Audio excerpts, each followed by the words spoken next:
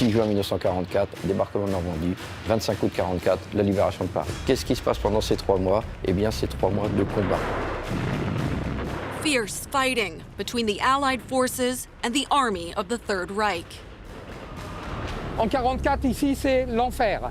Les civils se retrouvent au milieu des combats. Towns are razed, the population trapped. It's the Battle of Normandy. Il y avait de la fumée partout, il y avait du plâtre qui tombait de partout. C'est l'apocalypse.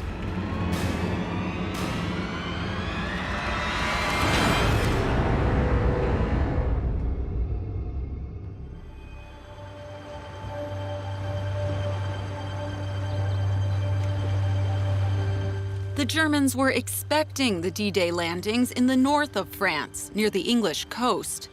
But it was here, on the vast beaches of Normandy, that the Allies landed on June 6, 1944, in a deluge of fire and brimstone.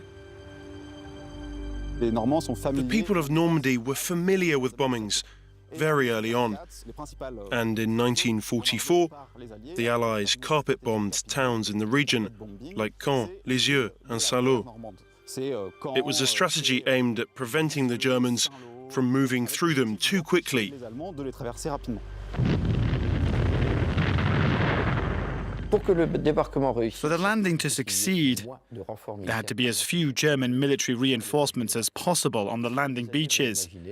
What did the Allies come up with? They imagined creating roadblocks. Small towns like Falaise, Flers, and Argenton were deliberately bombed and turned into fields of ruins, as seen behind me here. On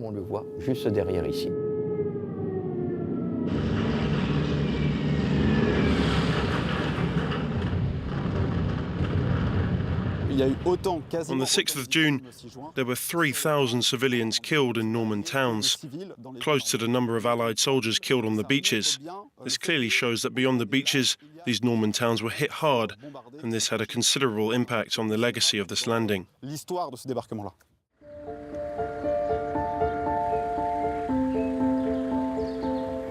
Mireille Goudier was barely 5 years old in the summer of 1944. Michel was 11, Gérard was 9. Here he is with his short trousers, and I'm there with my little pigtails. She lived with her family in Condé-sur-Noireau, 80 kilometers from the landing beaches. She remembers the night of June 6th very well. On June 6, 1944, at 8 p.m. when Condé was bombed, we were in the kitchen about to eat. And then it was an apocalypse. Suddenly there was noise, screams, smoke everywhere. And that's how I found myself under the kitchen table with Gérard protecting me with his body, and Michel at the table still eating his soft-boiled egg. And the plaster was falling.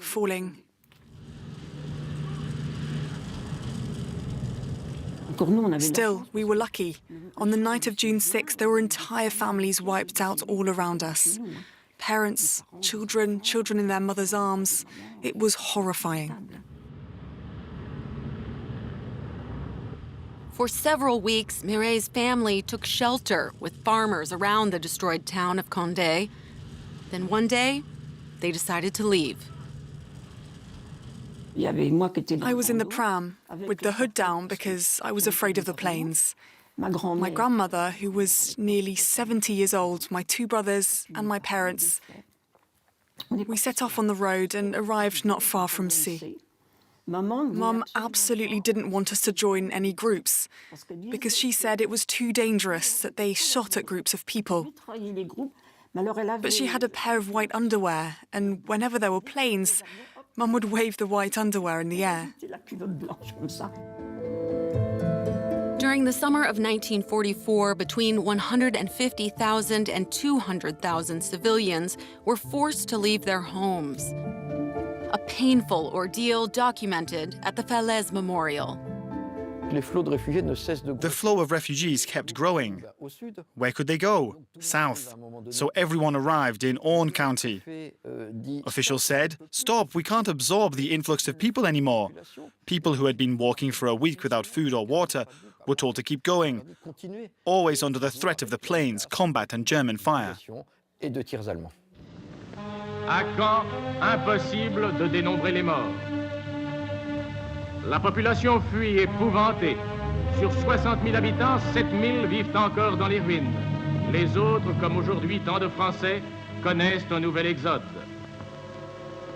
Et voici Lisieux, après 22 minutes de bombardement. Un paysage lunaire, un paysage rappelant les ruines de Pompéi. La ville n'est plus qu'un nom géographique. Cette bataille de Normandie, The Battle of Normandy turned out to be much harder than expected.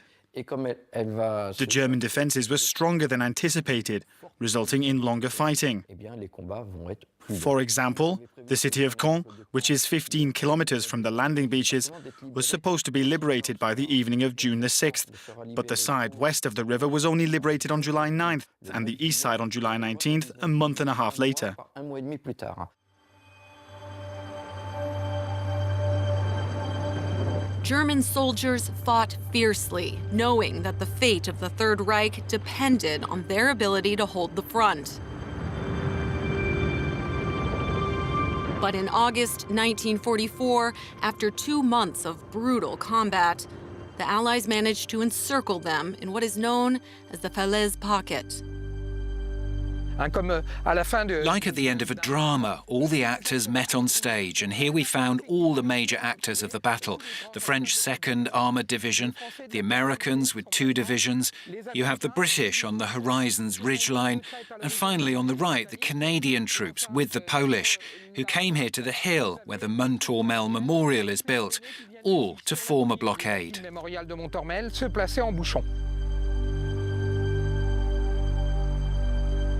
150,000 Allied soldiers surrounded 100,000 Germans who were trying to escape, with civilians trapped in the middle.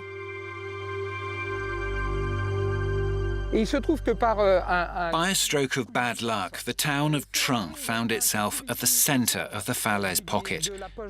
Trun had been chosen as the regrouping point for civilians from Calvados who had to evacuate south. du département de l'Orne et même vers les départements plus au sud. Certaines fois, les Allemands contraignent les populations. Sometimes the Germans forced the civilian population to leave the combat zone because they didn't want civilians in their way while fighting. Obliger les civils Other times, they forced civilians to stay put, even enlisting women to cook and do laundry. J'ai même trouvé des I even found examples of civilians regularly forced to become gravediggers. pour devenir des fossoyeurs. For 3 days, starting August 19th, the Germans were under constant fire from Allied forces. To escape the pocket, they had to pass through a bottleneck soon nicknamed the Corridor of Death. Aujourd'hui, effectivement, quand on... Today, it looks idyllic. In 1944, it was hell. The infantry used the footbridge I'm currently standing on, while the tanks rushed across the Dives River. À travers la Dive. Le contact The fighting was so close that there was hand-to-hand combat, mostly involving Polish soldiers fighting with bayonets, but also with rocks picked up off the ground because they had nothing left and had to push back the German units. Il faut bousculer les unités allemandes. On the Allied side, 2,000 dead and wounded, mostly Polish. On the German side, 10,000 dead and 40,000 prisoners. This carnage marked the end of the Battle of Normandy. On August the 21st, when the battle ends here, it has been 77 days since the Allies landed in Normandy, and we're 60 kilometres from the coast. On August the 25th, Paris is liberated. On September the 3rd, it was Brussels. Once the German units are defeated in Normandy, specifically here in the Falaise pocket, the German units are forced to retreat towards the Reich's borders, and 3/4 of the French territory is liberated.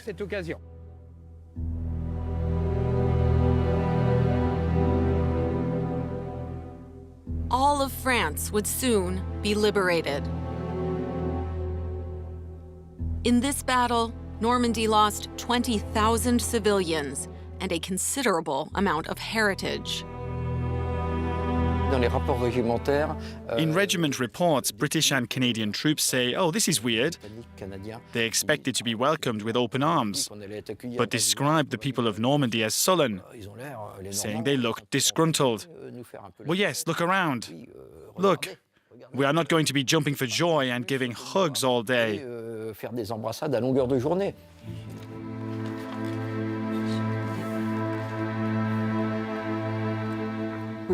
On August 18th or 19th, we arrived back in Condé. We no longer had a house, we had nothing left.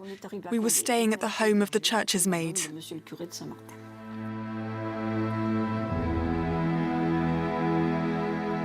To me, as a young girl, they'd saved us, but my father absolutely could not stand the English. And he wasn't the only one. Many people of his generation couldn't, because they were the ones who bombed us.